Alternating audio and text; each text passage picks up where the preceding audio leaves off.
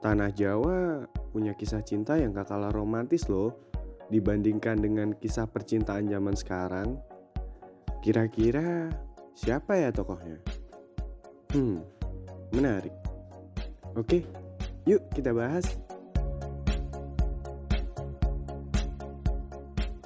Konteks dalam istilahnya kebudayaan Panji itu tidak hanya melingkupi persoalan wayang beber, ternyata banyak juga artefak candi-candi yang terpahat itu bercerita tentang Panji, terus kesenian yang lain misalnya topeng, wayang klitik atau apa itu, terus sastra lisan, dan itu ternyata kaya sekali Panji itu.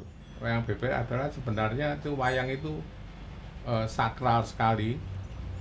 Jadi tidak sembarang orang bisa melihat dulunya. Supaya bisa melihat harus dibeberkan. Jadi di jembreng kalau bahasa Jawa. Jadi kalau kita merujuk kepada wayang beber tradisi, kedua wayang ini bercerita tentang kisah percintaan Panji. Panji itu tokoh dari wayang ini namanya Panji Asmorobangun atau bisa disebut si Joko Kembang Kuning. Bagi kalian yang belum tahu Panji itu siapa, yuk kita ketahui sedikit siapa sih Panji itu. Cerita cinta berkisah antara dua orang tokoh. Raden Panji merupakan putra mahkota Kerajaan Jenggala. Raden Panji ini mempunyai nama lengkap Panji Asmorobangun. Dan Dewi Sekartaji yang memiliki arti putri yang cantik bagai sinar rembulan. Ialah seorang putri kerajaan Doho atau Kediri. Kedua putra-putri raja ini sudah diperkenalkan satu sama lain oleh orang tua mereka sejak kecil. Dewi Sekartaji mengetahui bahwa dirinya akan dijodohkan, lalu melarikan diri dari kerajaannya. Sang raja yang tak lain adalah ayah dari Dewi Sekartaji pun mengadakan sebuah sayembara. Bagi siapapun yang dapat menemukan Dewi Sekartaji, jika dia adalah seorang laki-laki, maka akan dinikahkan dengan Dewi Sekartaji. Dan jika yang menemukan adalah seorang perempuan, dia akan diangkat menjadi saudara. Terus, apa sih kesinambungannya sama wayang beber? Yuk, kita cari tahu. Kita dengerin dari penjelasannya narasumber. Panji itu tokoh dari wayang ini namanya Panji Asmorobangun atau bisa disebut si Joko Kembang Kuning. Terus perempuannya namanya Dewi Sekartaji. Nah, itu anak raja. Jadi cerita ini sebenarnya simpel, sederhana, dari putri raja yang hilang sampai ketemu lagi, dan itu sayembarakan siapa yang laki akan dijadikan permaisuri, kalau perempuan dijadikan saudara. Nah, dalam perjalanan ini kan banyak cerita, mulai cerita nomor 1 sampai 2, 3, 4, 5 sampai 24 kembang. Ini kan dari Majapahit, terus jalan ke Kulon, termasuk Mataram. Terakhir Mataram, mulai bentuk-bentuknya juga berubah. Mulai dari sederhana, mulai dari ini wujud, ornamennya, terus ini sampai dihilangkan ornamennya. Itu mulai dari Mataram. Mulai dari hilangnya itu kan dicari, beberapa ada orang yang mencari, yang mencari itu namanya Joko Kembang Kuning. Itu pencarinya juga seperti golek sisik melek. Sisik melek itu rahasia gitu. Dari perempuannya juga jangan sampai terlihat, tapi ya tentu penyamaran tetap apa kelihatan. Ya akhirnya menikah, dinikahkan. Enggak diceritakan di situ, cuma ketemu gitu aja.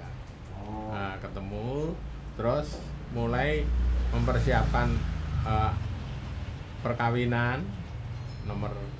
Kalau di sini nomor 23, 24 sudah di tengah-tengah apa cerita, sudah di kayak di rumah gitu loh. Jadi ada ininya, ada apa ceritanya juga, ada gulingnya, ada permadani, ada apa gitu. Nah, nomor 24 itu kan terakhir. Jadi itu bisa dikatakan, kalau menurut saya ya, itu gambar ini susah dicari nomor 24 sebab kan kuno, sudah ancur-ancuran gitu ya. Tapi walaupun hancur kan itu ada. Nah gitu. Nomor kata lainnya yang 24 katanya gini begitu, sebenarnya nggak ada. Ya memang kalau secara alur cerita itu Panji memang agak monoton ya. Ceritanya kan saya balik lagi. Bersatu, berpisah, lalu bertemu kembali. Tapi kehidupan itu memang sebenarnya keteraturan itu sendiri. Tapi dalam konteks penceritaan Panji ini juga banyak dikenal di beberapa negara seperti Thailand, Kamboja, Malaysia, dan banyak versi-versinya, sehingga ini menarik untuk kita bahas atau kita kupas gitu ya. Satu lagi konteks dalam apa istilahnya kebudayaan Panji itu tidak hanya melingkupi persoalan wayang beber, ternyata banyak juga artefak candi-candi yang terpahat itu bercerita tentang Panji, terus kesenian yang lain misalnya topeng, wayang apa klitik atau apa itu, terus sastra lisan, dan itu ternyata kaya sekali Panji itu. Jadi kalau kita merujuk kepada wayang beber tradisi, kedua wayang ini bercerita tentang kisah percintaan Panji Asmoro Bangun dan Dewi Sekartaji. Yang ada di Pacitan pun juga bercerita tentang Panji, yang ada di Wonosari pun juga bercerita tentang Panji. Namun dari itu semua memang secara teknis wayang ini masih sangat disakralkan dan dipegang oleh keluarga Trust secara turun-temurun Panji ini. Lah karena Panji ini mulai dari episode 1 atau Pejagong 1 sampai 23, karena 24-nya tidak boleh dibuka. Ini adalah proses di mana kayak semacam perjalanan manusia untuk mencari sebuah jati diri, di mana dari Pejagong 1 sampai Pejagong 23 ini Panji ini bahkan bisa istilahnya nyamudono, berubah-ubah ataupun menyamar. Sekartaji pun juga sama. Tidak jauh beda dengan kehidupan sehari-hari, bahwasanya dalam kehidupan sehari-hari ini kita ini menjadi manusia harus menyesuaikan ruang dan waktu, empan papan istilahnya. Wayang beber adalah sebenarnya itu wayang itu sakral sekali. Jadi tidak sembarang orang bisa melihat dulunya. Supaya bisa melihat harus dibeberkan. Jadi di jembreng kalau bahasa Jawa. Nah itu lakon-lakonnya itu yang ada, yang saya kenal itu wayang beber Wonosari sama wayang beber Pacitan itu ada 24 cerita. Kalau Wonosari sekitar 22. Versinya memang lain. Kalau versi Pacitan itu warna bentuk-bentuknya ini, ornamennya ini penuh satu gambar ini. Tapi kalau Wonosari itu cuma disederhana, cuma orang-orangnya saja.